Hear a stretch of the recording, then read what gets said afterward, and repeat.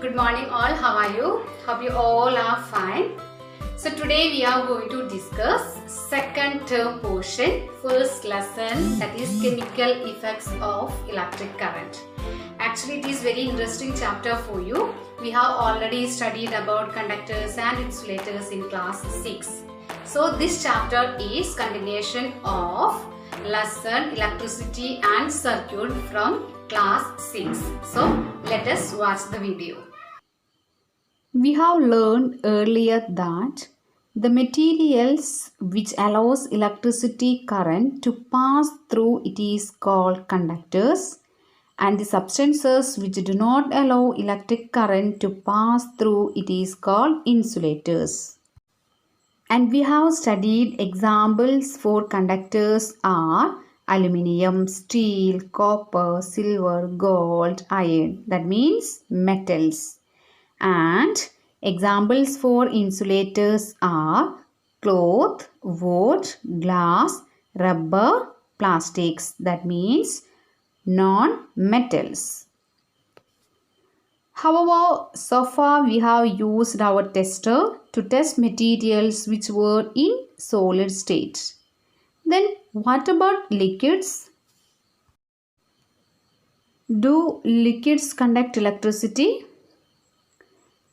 To test whether a liquid allows electric current to pass through it or not, we can use the same procedure which we studied in class 6.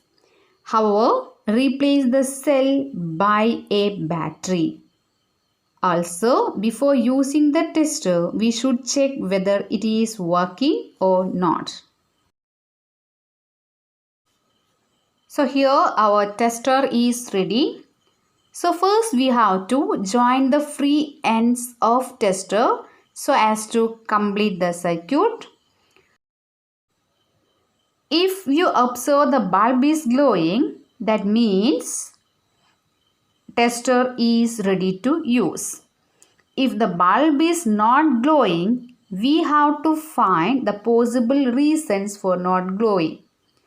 If the bulb does not glowing, then the possible reasons could be loose connections, bulb not working, battery could be discharged, or one or more wires may not be working.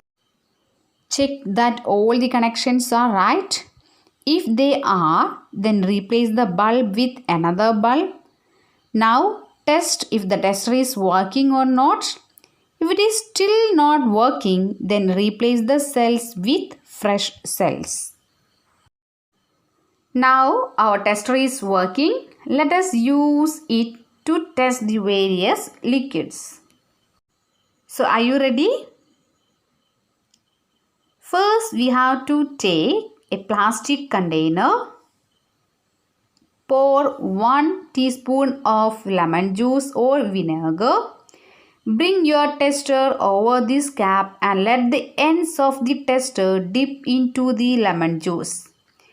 Take care that the ends are not more than 1 centimeter apart, but at the same time do not touch each other. What is your observation? Does the bulb of the tester glow? Yes.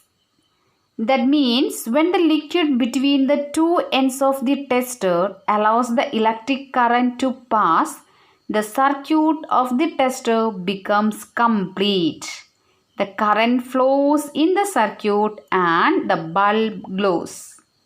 The bulb is glowing because the filament of the bulb gets heated to a high temperature and it starts glowing.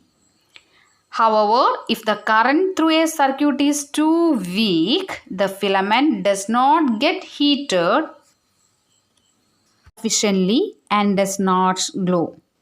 At that situation, we can use LED.